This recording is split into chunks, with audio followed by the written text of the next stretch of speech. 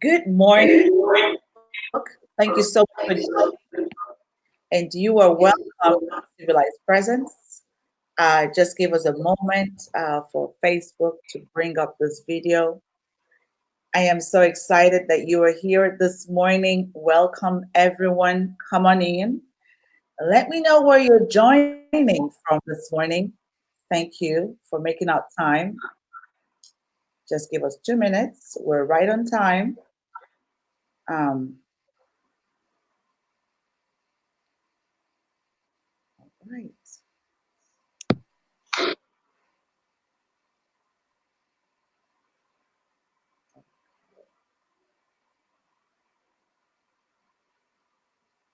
Welcome. I am just trying to.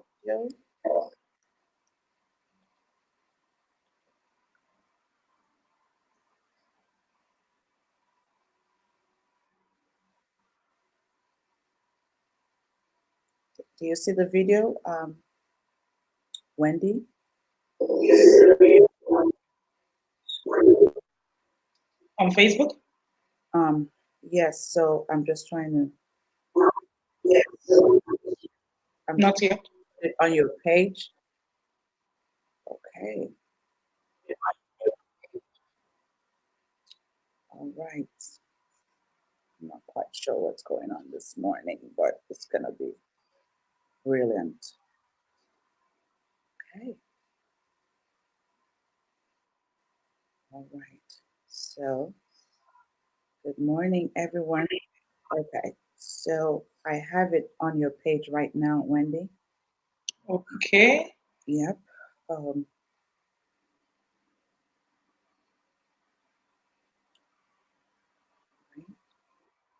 Welcome everyone to Civilized Presence. Come and let us know where you're joining us from.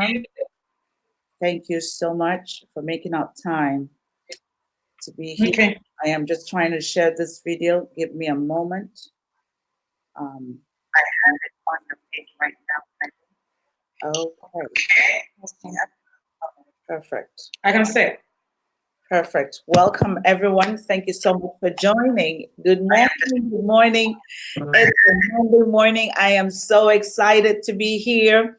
I don't know about you, but coming in and just say a quick hello.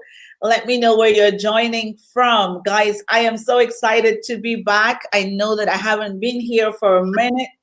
And thank you so much for your texts, your calls, your messages. It means so much to me. Welcome, Stephanie. It's great to have you. Welcome, Funke. It's great to have you in the house. Esther, I am excited to see you. Sandra, thank you for joining. Paula, thank you for joining. Janet, thank you for joining. Christy, thank you so much for joining, coming in.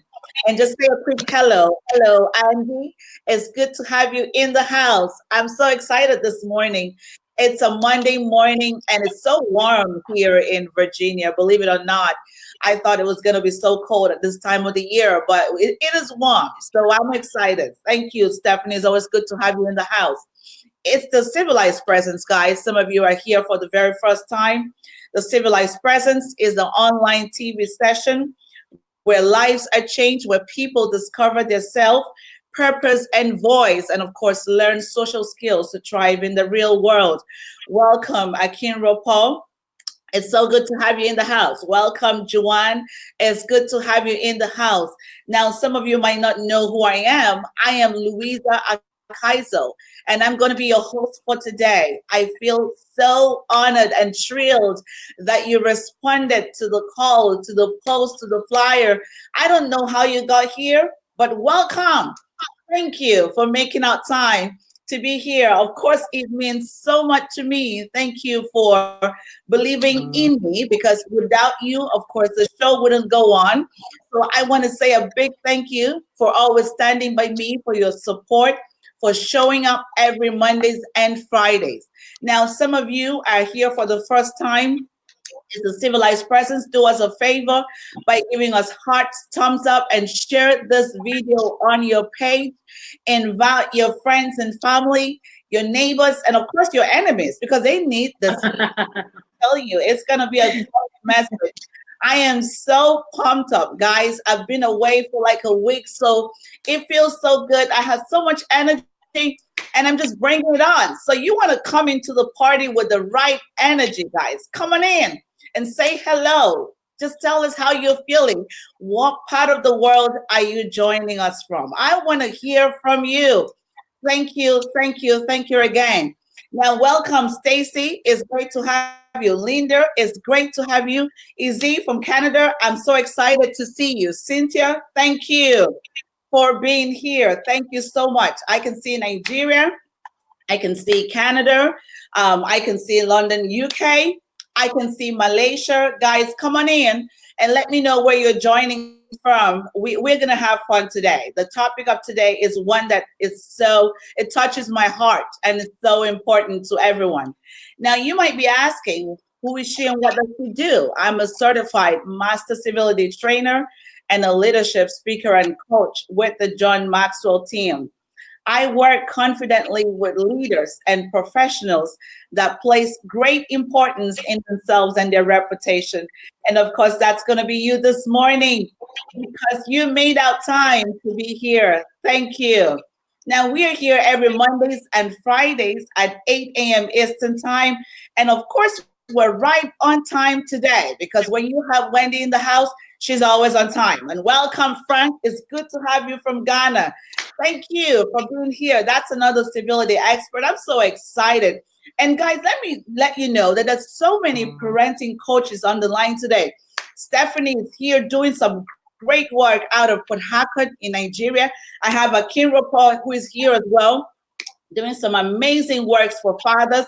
If you have some fathers who are struggling or who are not fitting well in their shoes, you want to be in touch with Akin Rapport right after this session. So I always have the best of the best in the house. This is why you should hang out with me every Mondays and Fridays at 8 a.m. Eastern Time. You don't want to miss it. Thank you so much, Akin Rapport. Thank you. Now, the main focus of this Facebook series is really to help restore civility in our society. You will agree with me that civility is a lost art. There's so much pain and hatred in the world all over. And I believe that the best thing for us to do is really to step out and be the change that we want to see in the world. And we can begin with treating others the way that we want to be treated, positive people's treatment. So if you've been hanging with me, you would hear me repeat that civility is focused on positive people's treatment. Civility is being kind, is politeness, is manners. It just depends on whatever that is comfortable for you. If you want to think about the golden rule, treating others the way you want to be treated, because I always say that when you ask yourself a question, if I were in that person's shoes, receiving the same treatment, how would I feel? Ta-da! Right there, the ball comes on. And you realize that you have to kind of fix it or adjust your behavior. And welcome, Arlene. It's good to have you. Woo! I'm so excited to have you here in the house, my sister. Thank you so much for making out time to be here. So let me share with you a definition of civility, one that I love so much, and that's from Dr. P.F. Funny. I call him the grandfather of civility. And that's that being civil means being constantly aware of others and weaving restraint, respect, and consideration into that very fabric of awareness. So civility is gracious goodness. It's good to have you here, Kim Rapport. It's good to have you here, Arlene. Thank you so much for making up time. Guys, I haven't been here in a minute. We had a loss in the family, and I had to respect the family by staying off. But I've been having some watch parties. But thank you guys for showing up. As soon as I got here, I'm so excited to have all of you here. I am so excited. Thank you so much. And Wendy, the audience are just saying hello to you. You might not be seeing the comments, but everyone is happy to have you here, Wendy. Thank you so much. So civility is really the outcome of choosing behaviors that are congruent with your positive personal values. For example, because people kind of mess things around, I always use the simple example, like I can teach you how to say sorry, for example, because we're talking about parenting today. So parents might teach their kids how to say sorry, but that's not enough because that child might just walk around and feel that they can do whatever that they want to do and slap the sorry at you. So sorry can become a weapon if it's not, if you do not kind of groom them and talk to them and educate them about the reason behind saying sorry. Now with civility, we kind of teach people the why and the how. Why should I say sorry? Why is it important for you to just kind of step down from your comfort zone? Because it can be difficult sometimes to say sorry. So you teach them the why and the how. Because sorry, for example, I'm so sorry is different from sorry. See what I mean?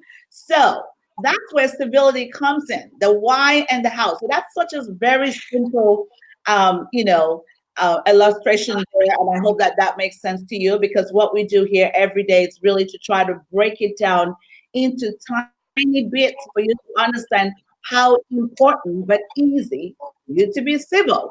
And you can begin with little things like saying please and thank you. I'm sorry. Good morning. Or even share a compliment, just like I'm going to do right now. That Wendy, you look so beautiful this morning. Thank Thank you. thank you. So, guys, you see, it's all fun. Now, the next thing I'm going to ask of you, do you have your cup of tea or a bottle of water? I have my water here I and have none. pen and paper. Time to learn, guys. It's time to learn. So no excuses. Bringing your pen and paper, bringing a bottle of water, whatever. I don't know what part of the world you're joining us from. My Canada people is, I know it's already snowing over there, so you might want to come in with your cup of tea. But it's time to learn. When we have Wendy in the house, she's always dropping some hot nuggets. So it's time to learn. Now, Wendy, I'm going to give you a moment to say hello to the audience, and then I will continue. Over to you, Wendy. Hi everyone. So I'm Wendy Ologe. Thank you so much, Louisa. It's good to be here. It feels really good. And thank you to everyone. I can see the comments. I can see them live on my screen, popping up. So thank you. I see everybody. I see you, Collins. I see you, Akiroba. Akiroba is actually my boss. And I see him here. Yeah. So yes, thank you so much for the opportunity to learn from you and to lead this conversation. Thank you. Thank you. I'm so excited. It's one big family. So some of you might not have seen the post or the topic of the day. It's a great one, intentional parenting. Okay?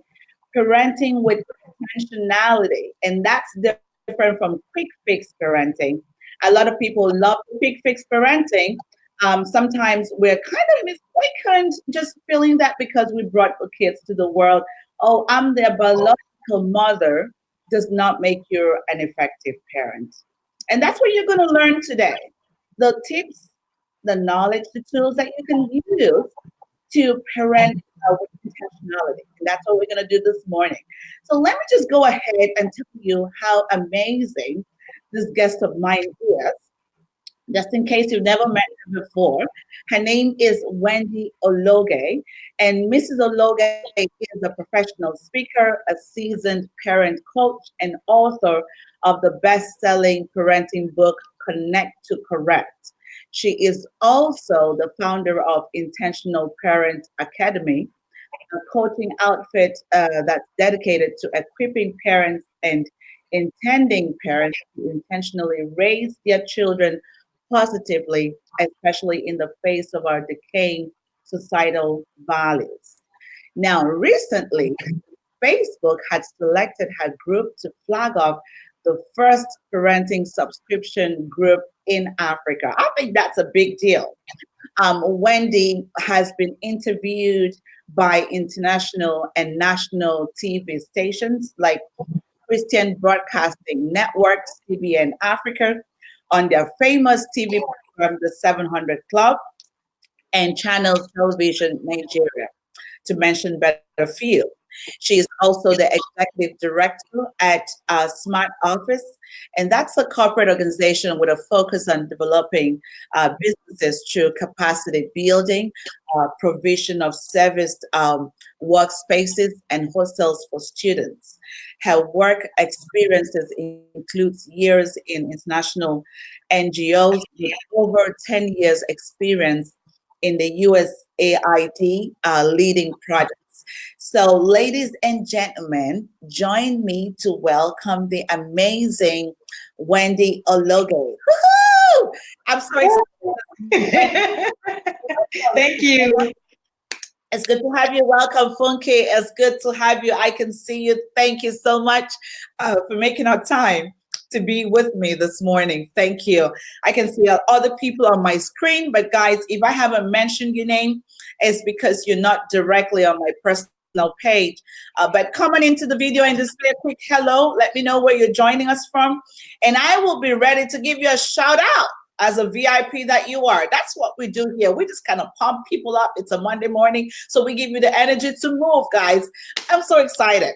Okay, so we're going to jump right into the deal of today. I know you're saying, Louisa, you need to back off and give Wendy a chance. Yes, I'm ready to back off right now.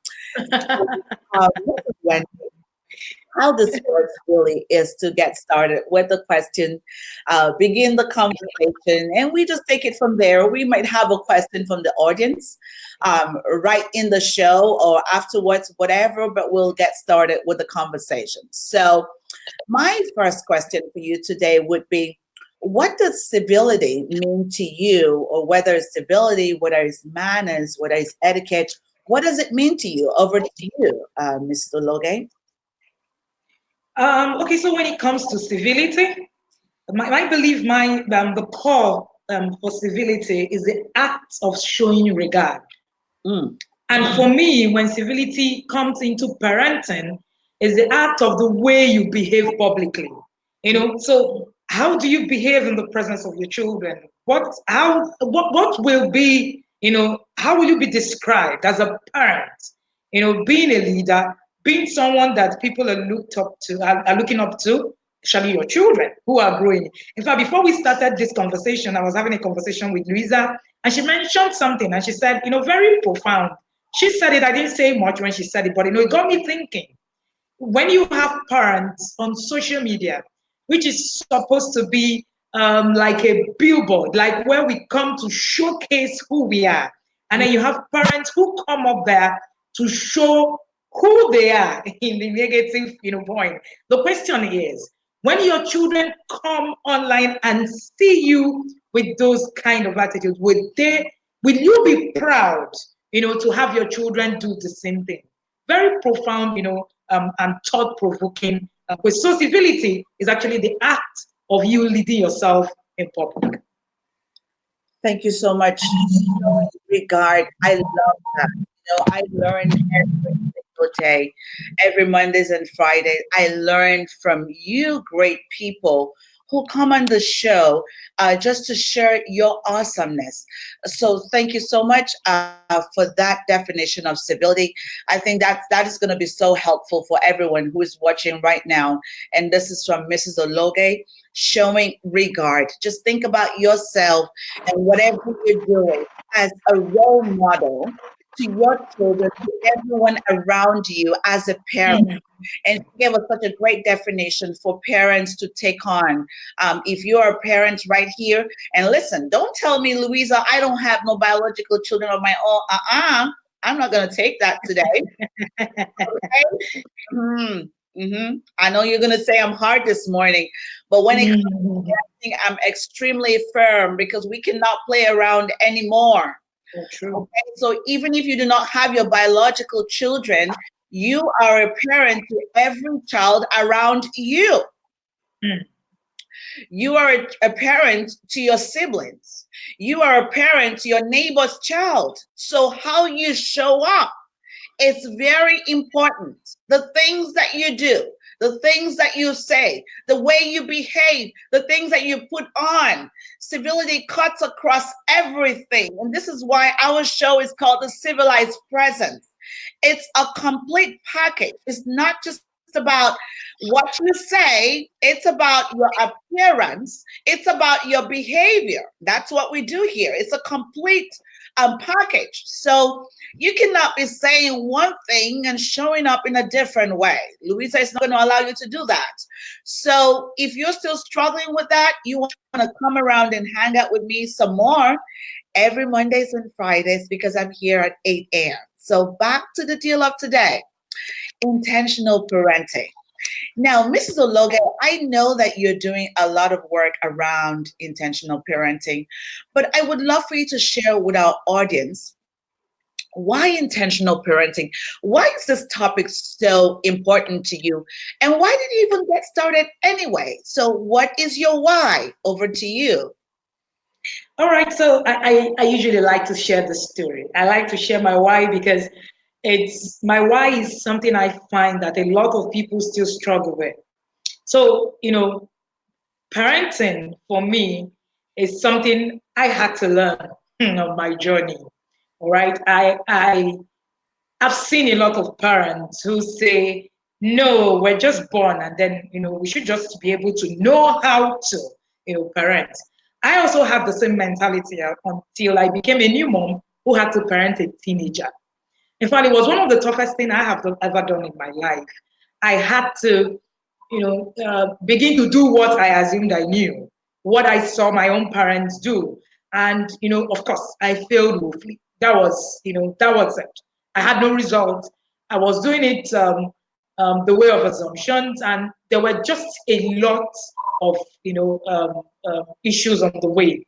At some point, I needed to know more. I started to ask myself, there has to be some kind of knowledge that gives you an advantage, to be able to raise another person in a certain way that actually won't give you so much, pressure, so much, struggles, and so much stress. I started to ask questions. I started to learn again.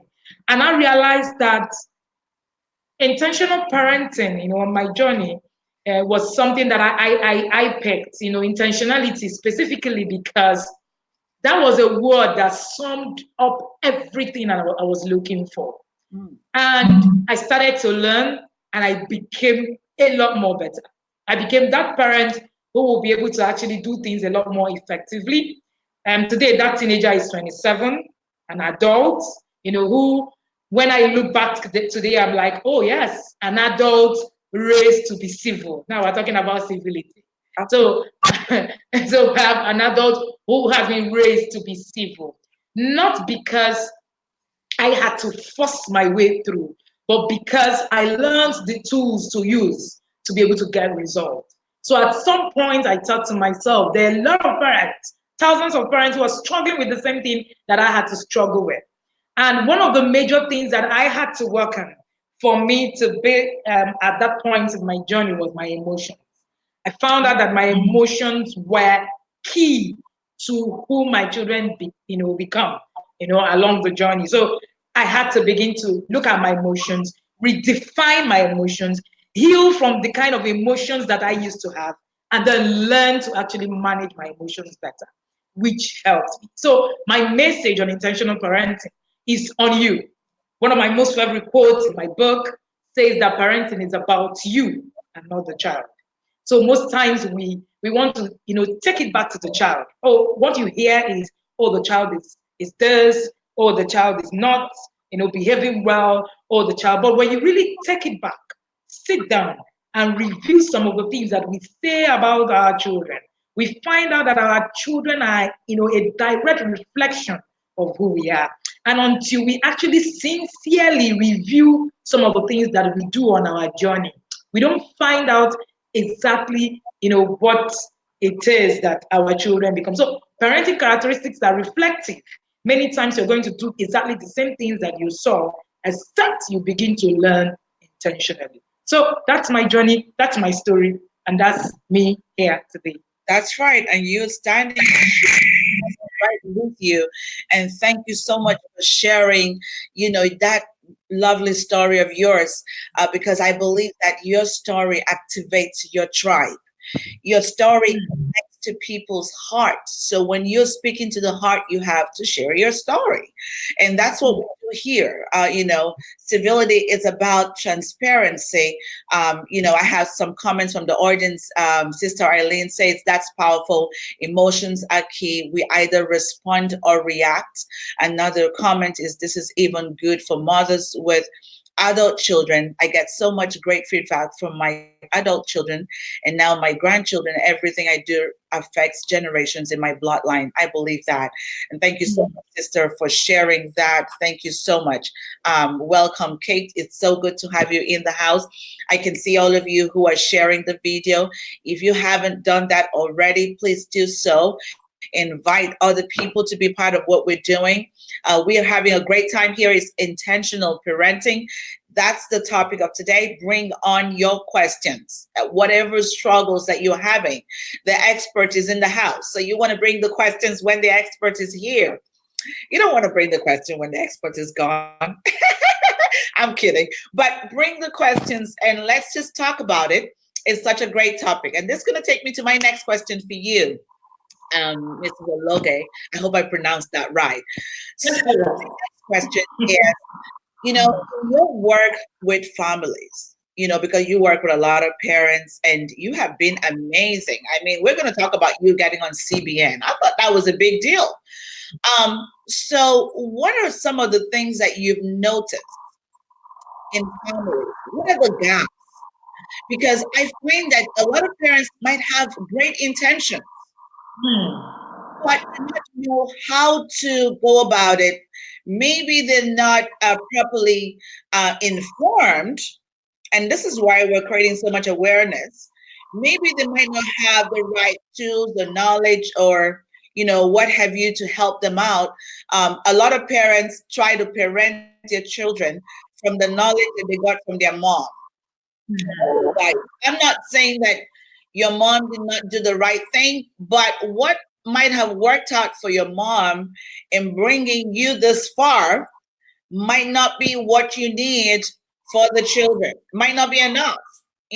Sometimes, of course, we go back, down memory lane and just bring up something and like, oh, my mom used to do this. That's great. But that alone is not enough because your children are unique and so deserve unique tools and they have unique experiences. So they expect you to have a unique relationship with them. Do not go back all the time when things happen because, of course, the world is a lot different from when your mom was here. Or when your mom was a child. I'm not saying your mom is not good, guys. Get me right, okay? But I'm just saying that we have people and experts like Wendy who are working tirelessly every single day to bring the great message to you, to help you work, to support you. So, Wendy, what are some of the struggles that you've noticed with parents, and amongst parents and their children? What are some of the struggles that you've noticed? Over to you. Okay, so one of the major struggles I have seen is knowledge gap. That's one. Fear. That's two. Ignorance. That's three, which can be also be called knowledge gap. Assumptions. And one of the challenges I find with the knowledge gap is that because, like you said, we were raised by that generation, our mothers, our fathers, and then we look at ourselves and we say, oh no, but we've been here. It's not enough. Let me tell you why it's not enough. It's not enough because we were raised for a world that no longer exists. We're in a different world. The truth is that the world where we are in at this moment is different from the world that we were raised for. Our children are not in the same kind of world, and we keep making these mistakes. All right. So, in fact, there was something I shared in my book. I said, while you are assuming and saying, oh, our parents assumed and got results, remember that your parents didn't have access to the internet, neither did their children. So, the internet is a game changer in the 21st century parenting. And if you understand that your children can actually be faster than you when it comes to knowledge because it's a millennium of knowledge, Absolutely. then you will sit back and begin to do, a lot more. I was telling someone recently that I learned about suicide games from my son. I Mm. had to, begin to do research on it. Our parents didn't know anything about suicide games. They didn't exist. So while we are seated in our corners saying, oh no, that's how my parents did it, and that's how I'm going to do it, then of course, the truth is you're not going to have the headway in this century. It's going to be a real struggle. Another thing that also comes in the way is fear.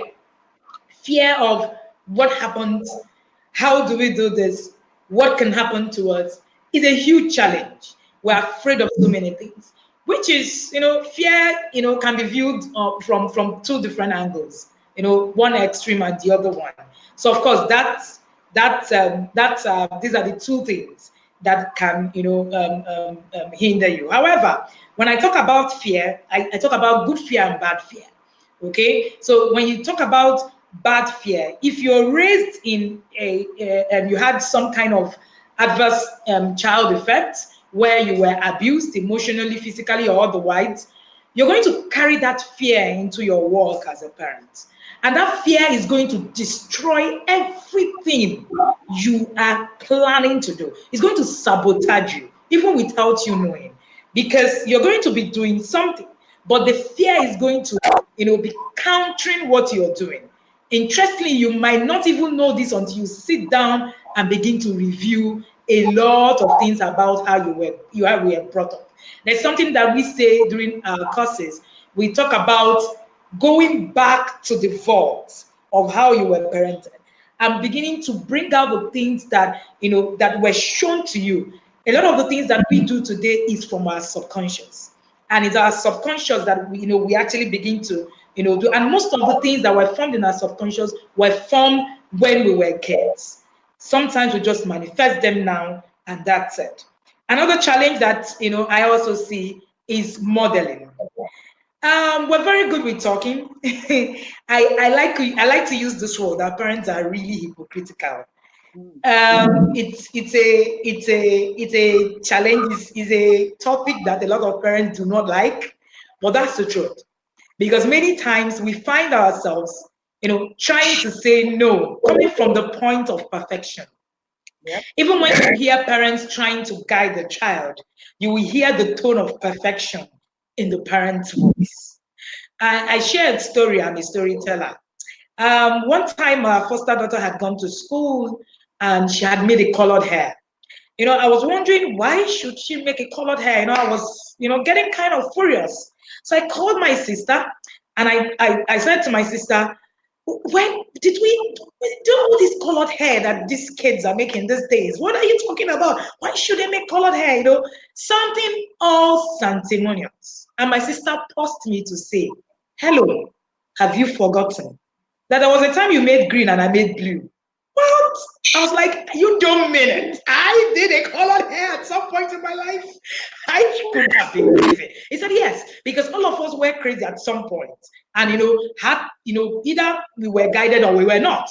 Two ways. So a teenager, is going to do a lot of crazy things. The point is, while the children are crazy, do we have the ability to remain sane? Now that's what makes the difference. Now that's what makes you an intentional parent. The children are not going to be different. The children are the same. It is the parent that is different. Wow. It was so powerful. And thank you so much for sharing that. We have some more people who have jumped in. My friend Sikarni is in the house. Woohoo! Good. Thank you for being here.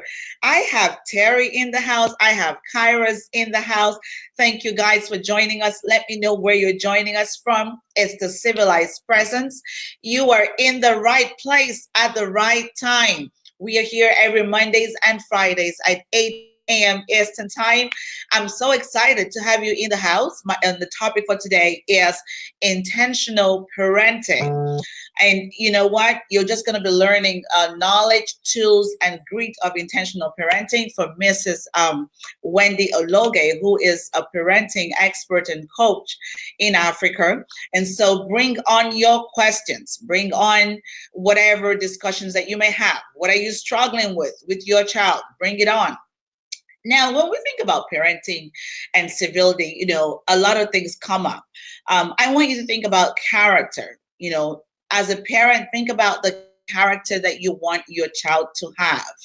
Who do you want your child to be? How do you want them to treat other people? How do you want them to act? And so think about these things. And of course, if you want your child to behave in a certain way, if you want your child to show up as this wonderful and perfect human being, it's all going to come from you. And welcome, Ambassador Jumar. It's good to have you in the house. Thank you so much for joining from Kenya. Thank you so much. Thank you. It's all going to come from you. You have to be the role model to your child. So you cannot expect one thing in the life of your child and you're going to be another one. Now, there's something that I wanted to talk about because when being intentional shows up in everyday life, Mrs. Wendy, I love this topic so much. And I'm going to talk to parents on social media, guys, because we're right here on social media. And I think that we should speak about this. Now, parents, how do you show up on social media? Now, you cannot say, Louisa, I'm passing on the right instructions at home, but I'm going to come on social media and take off my clothes. Now, you can't do that. I'm sorry. So how do you show up as a parent in social media? What kind of posts do you have on your page? What kind of photo do you have? The children are on social media now from a really young age. I noticed recently Facebook has started Messenger for Kids, where you can download Messenger for your children and be able to chat with them. But the great thing was that they had some kind of security so you can control who they're chatting with. I don't know how effective that's going to be. But if a child has a phone and has an iPad, they can just go about it and start up an account by themselves and call themselves Pinky Woo. You're not even going to know that's your child. Smart. So true. No, that's their names. And so, parents, you are on social media. How are you showing up on social media? What are the things that you're doing? What kind of words? How are you communicating on social media? It really bothers me. Not too long ago, I saw some videos and some pictures of adults who had nude photos, for example, and were actually arguing when people called their attention and said, why would you have these photos?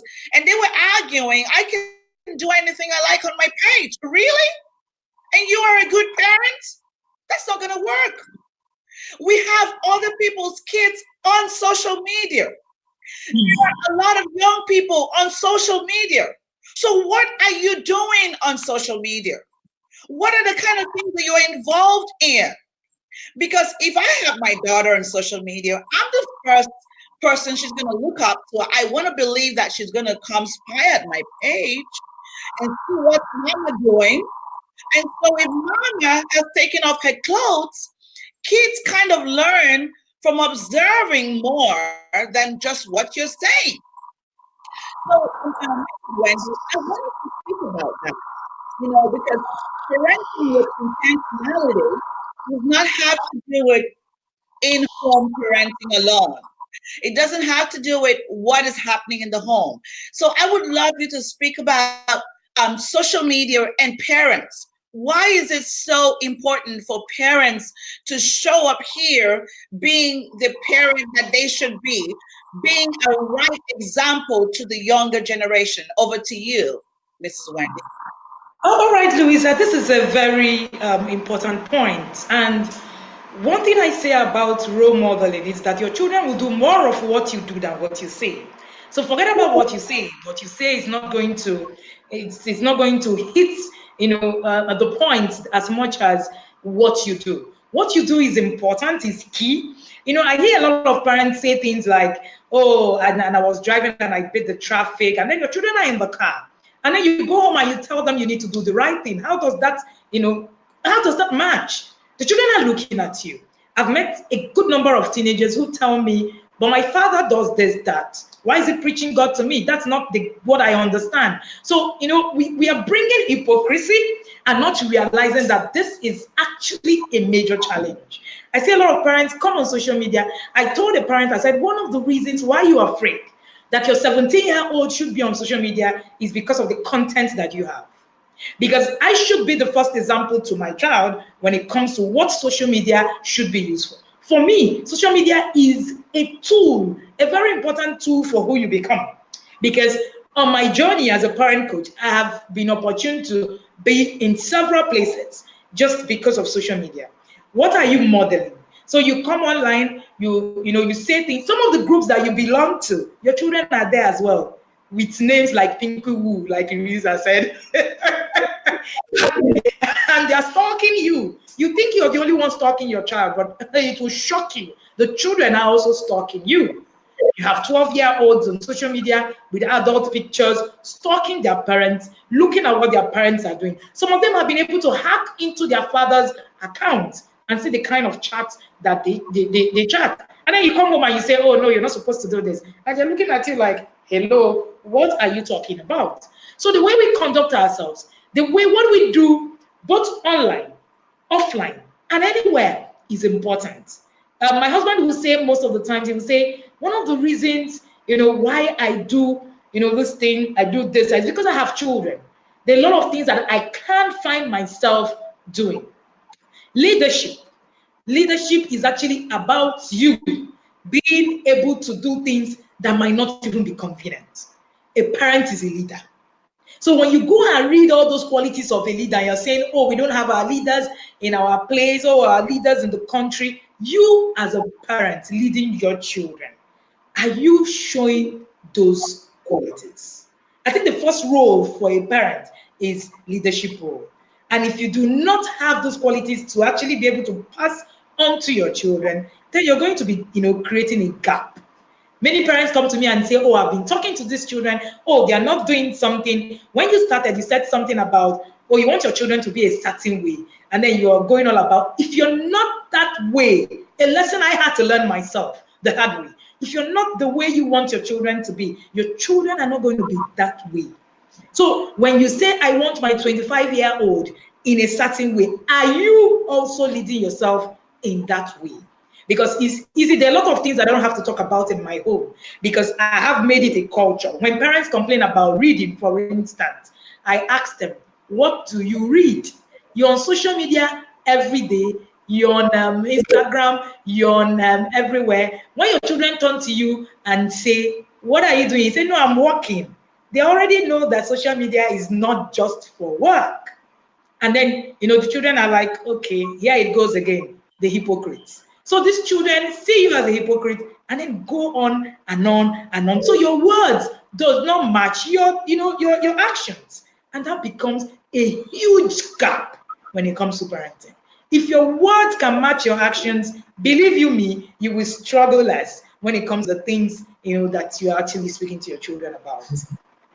Thank you so much. And we have some more people who are jumping on. We have Jabber. Thank you for joining. Adi, Fortra. Thank you so much for being here. It's the civilized presence. You are in the right place. And the topic of today is intentional parenting. Now, something else that I want us to talk about really is parents must learn how to spend more time with their children. How much time are you spending with your kids? I know life gets busy. Trust me, life is busy for everyone.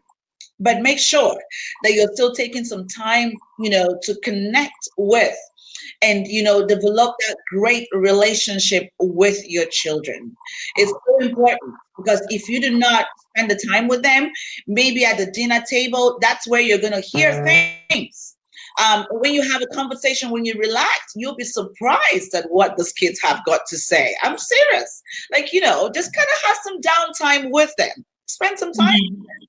Another thing that's so important is really creating a routine to help your child succeed. And I want us to speak about that. And guys, this is so important because sometimes we believe that children should know what to do. I'm very traditional when it comes to parenting, and I don't know about other people, but I try to do what I feel is going to work for me. I'll share a personal story. I had to travel away from my kids at some point. And literally, I have a board and I had to put it down. Number one, wake up. Number two, say your prayers. Number three, brush your teeth and take a shower. Okay. Number four, iron your uniforms. Number five, come down and make breakfast. Do your hair. Now, if you would have seen that board in my house, you're going to think, is she crazy? I mean, why does she have to put all of this down? Because I want them to show up the exact way that they would when I'm not home. Okay? If I don't do that, it's easy for children to forget maybe to brush their hair. Maybe they're in a hurry, or maybe they're playing or arguing with their siblings. They could forget to iron their uniforms, and they're going to show up in such a terrible manner, and everyone is going to wonder what happened. Does she have a mom? So I don't want that happening. I had to have my board, and I literally had to list out everything I wanted him to do. And of course, something that is repeated over time becomes a habit. And so they're grown now. They have learned these things. They know the steps, but this didn't just show up. I had to put in time. I had to create a manual, put it on the board. In as much as it might not have looked great, maybe somebody else wouldn't have liked it, but I had to. So I would love you to speak about that, Wendy, in terms of creating a program for the children. What kind of tools do you think that parents can create for their children to be able to work with their children successfully? Because sometimes, parents just kind of like in North America, and I believe it's the same thing all over the world, at 5 a.m., boom, they want to get out. They're rushing up to just jump out and get in traffic and go to work. They really sometimes do not even care about what happens to the child because they're also rushing out. And by the time they get back in the evening, they're so tired. And it's like, oh, I'm so exhausted. And you don't even know what happened to your kids. And even when they grow up, some of us have got teenage kids, but you still have to be in the child.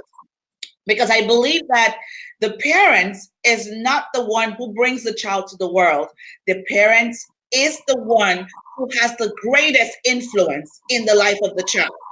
So if you are not having that great influence and impact in the life of your child, then you're not their parents. I remember that we had this conversation with Wendy, and it said, Kim Kardashian is a parent to so many kids she's never met. Because parents have neglected their kids, and they are watching and doing everything that Kim Kardashian does. They're watching and doing everything that Beyonce does. If Beyonce says something, okay, that's fine. That's good. That's perfect. So how can we create this relationship with the children? How can we create a schedule? What is the manual for that can work with the kids? Over to you, Wendy. All right. I like to say that the 21st century is a tough time to be a child and also a tough time to be a parent. It's a very tough, time. So of course, there's a lot of things stretching us out for our attention. We have so much, so much distractions in the 21st century.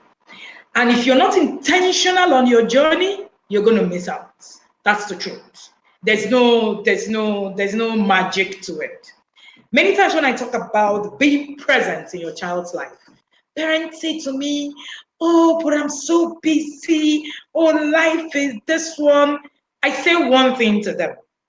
I'd say you give attention to what you rank most important is Mm, a choice. mm. You know, it's not just so I go further to say it's not just about how long you spend with your children. You said something about routine and schedules. It's about your content and Mm, your connection. Many times some parents are available, yet they are not present. that's true. They are just there. All right? They're not present in the children's life, but they're there. They're there. They're not connected emotionally. They're not connected in any way. They're just there. Sometimes you see parents say, I'm spending time with the children, but you're on their phone all through the day. Mhm. That's not spending time with the children. So for me, I like to talk about the quality of time you're spending instead of the length of time you're spending. The quality of time you're spending is more important to me than the length of time and the content that you bring to the table while you're spending that time.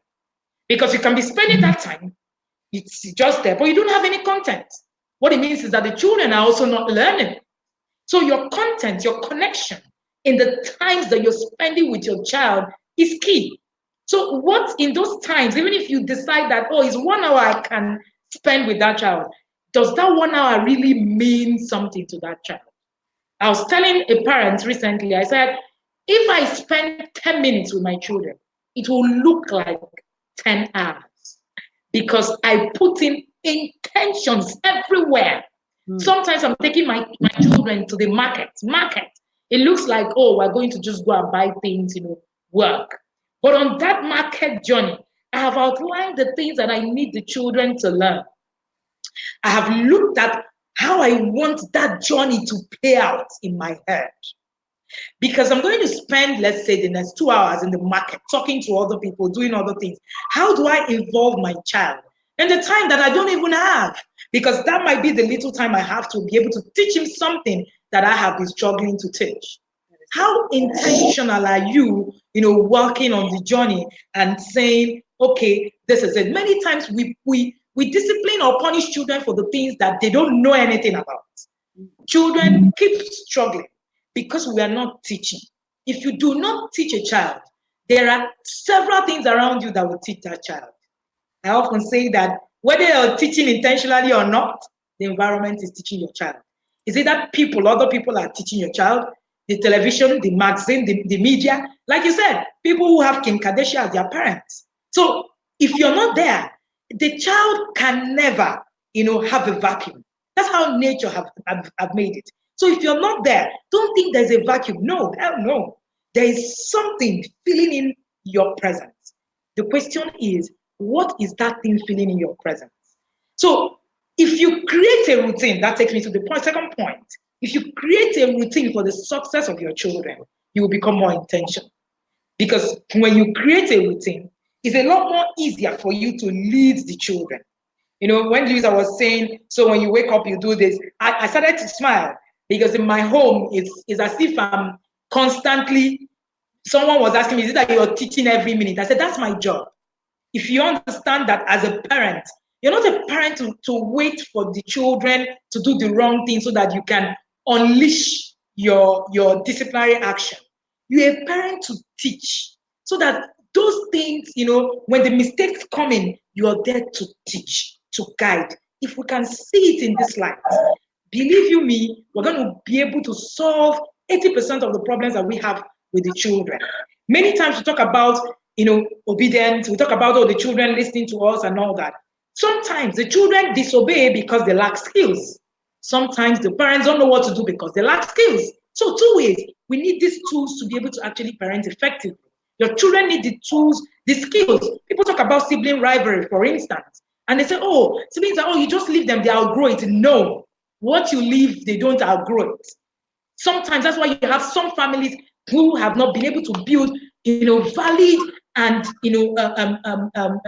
relationships that you can cherish because parents didn't look at it as something they needed to, put and factor the children in.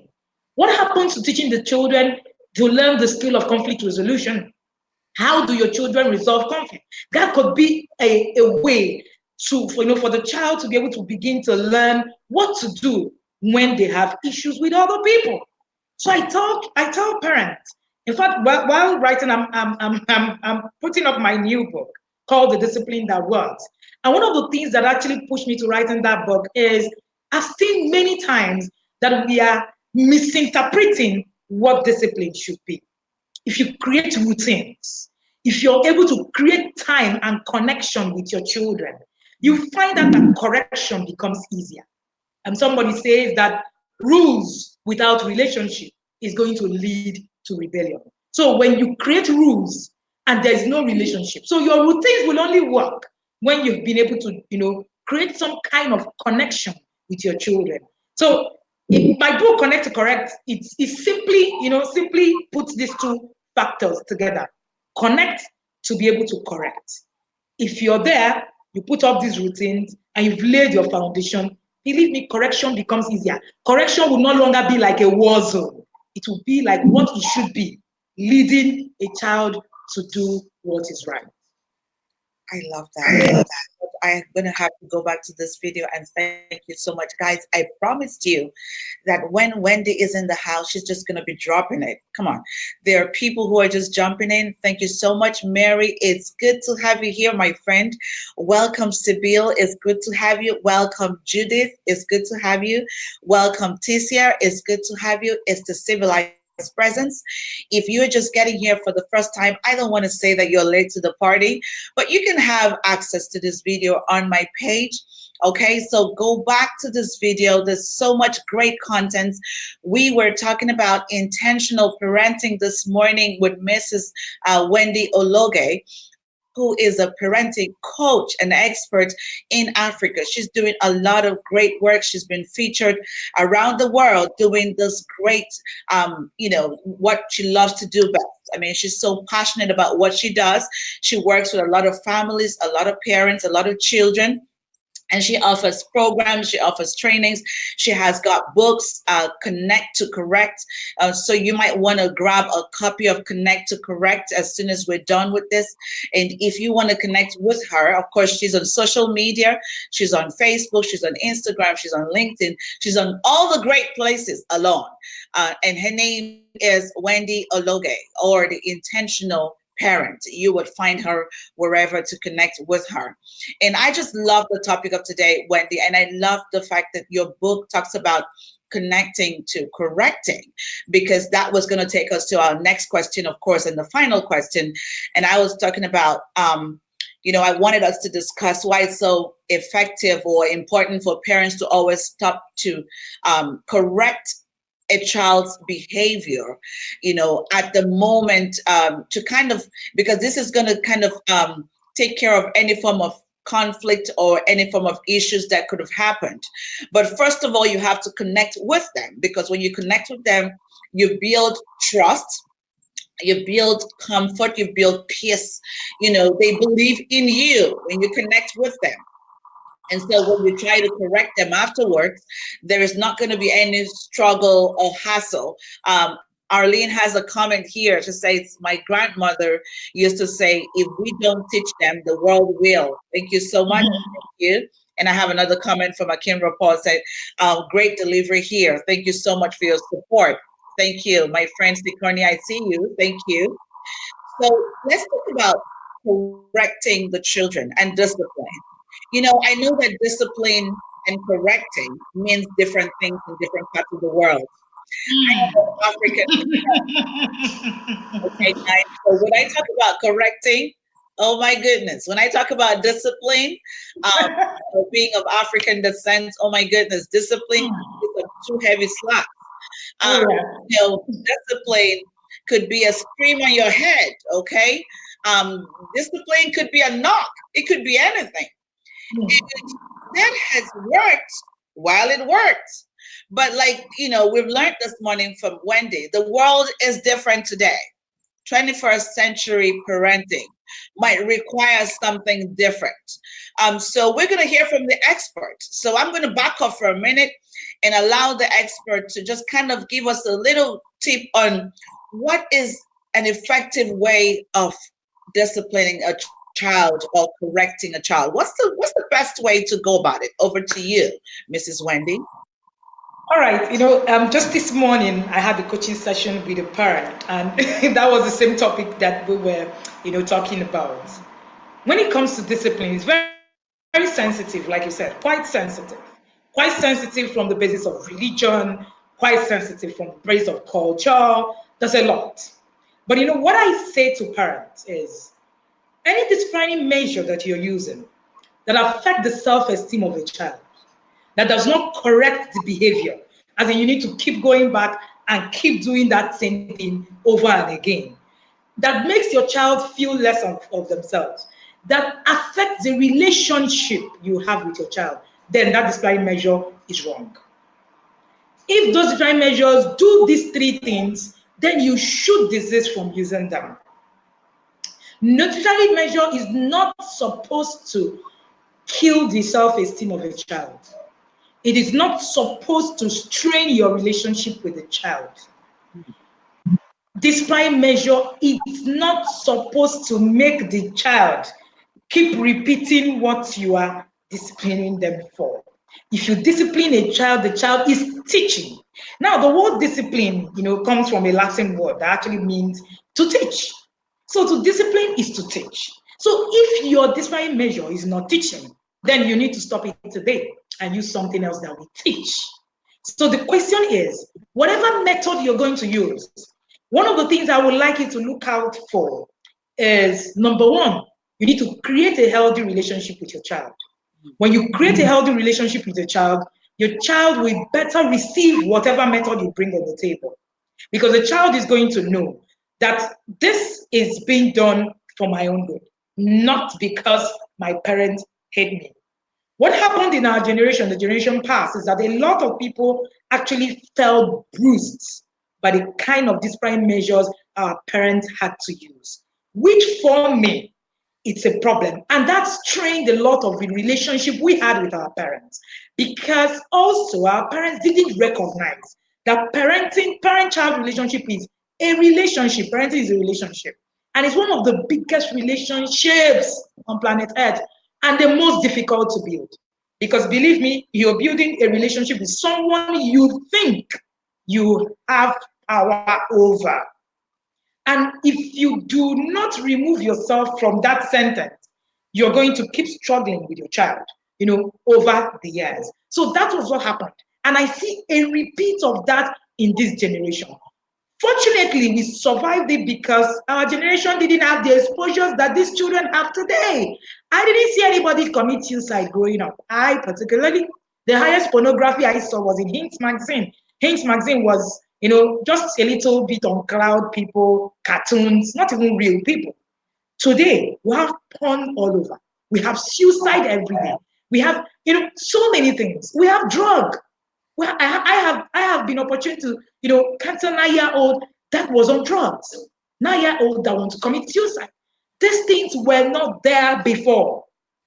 So these are the things that must guide us. Your relationship with your child is key to creating the kind of discipline measure that will work for your child.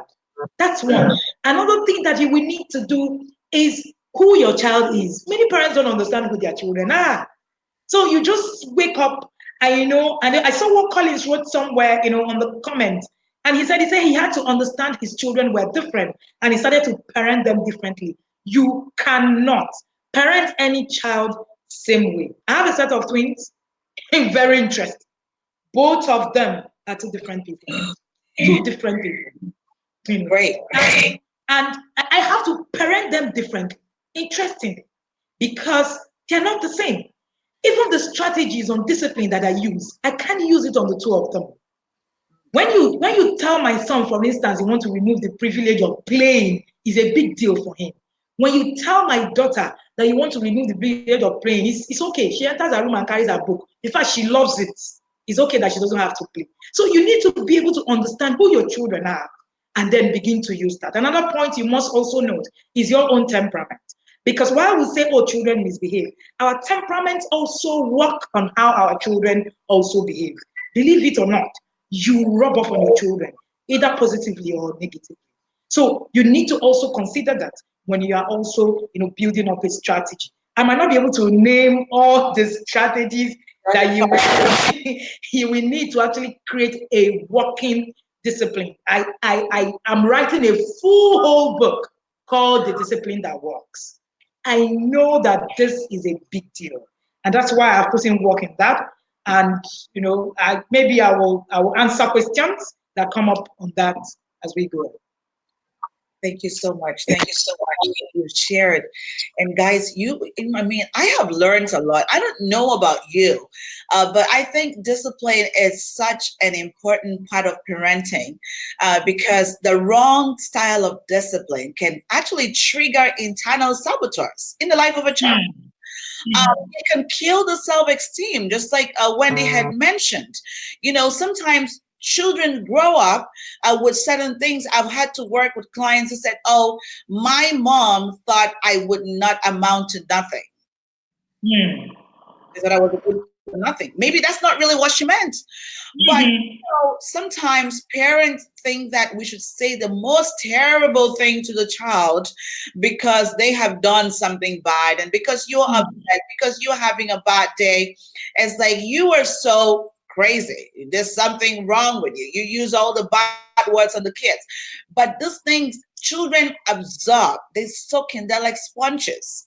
Yes. Whatever that you say, it just goes in and they believe you because you're the parent. And so the child begins to think that it looks like I'm really not good for nothing because mom has said it a couple of times. So she walks around feeling that way. I remember back in Africa, sometimes some parents might say something that has to do with your parents. "Oh, look at your big head." I'm like, what? That has nothing to do with disciplining the child.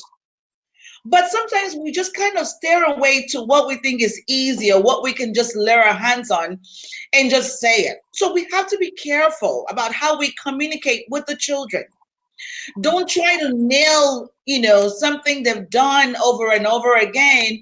Your child has done something today, and then 5 years later, she does something else, and you remind her that, "Oh, you've always been a failure from 5 years ago." No, you don't want to do that. So, parents, we have to change the way that we speak to our kids. Our words bring life. So make sure that you speak life into the life of your kids. Nobody's going to do it for you. If you speak life into the life of your kids, you will experience life and positivity. But if you speak negativity, that's what you're going to get. So think about it today that I don't know, but I'm a person of faith. I don't know about other people, and that's fine. Or whatever the religion is, you're fine. But try to pray for them. I believe that everybody kind of prays, does some form of prayer. Pray for them, speak positivity to them, connect with them, build a good relationship with them, spend some time chatting with them, and welcome Farrell. It's good to have you in the house. Thank you so much. Thank you, thank you, thank you. Guys, if you do not know Farrell, that is the president of Association of Image Consultants International. It's such a big deal that you are in my session this morning. Thank you. Welcome, Sister Dulcie. It's great to have you here. So, guys, if you're just joining us, we are at the top of the hour. I really hate to let you go, but remember to kind of grab a copy of Wendy's book, Connect to Correct. And Wendy, where can we find your book, please? You can find my book in Nigeria, hard copies. You can find e-copies on Amazon. The e-copies are on Amazon, yes. We're also working to make sure that we have the hard copies on Amazon as well, because we have a lot of people asking and saying that they want hard copies. Good, good. And welcome. It's great to have you. Thank you so much for joining.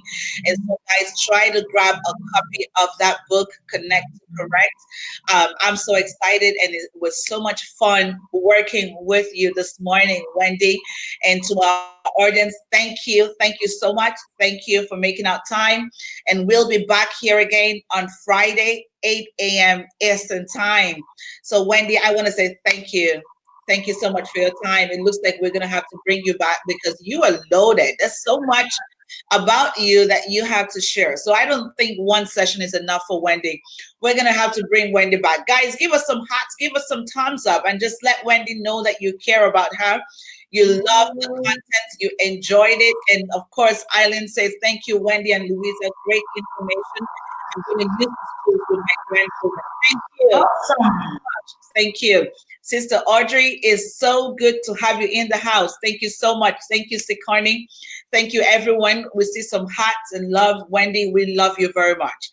Thank Thank you. I you. know when you're going to be back again very soon. Thank you, guys, and have yourself a wonderful rest of the day. Bye for now. Bye.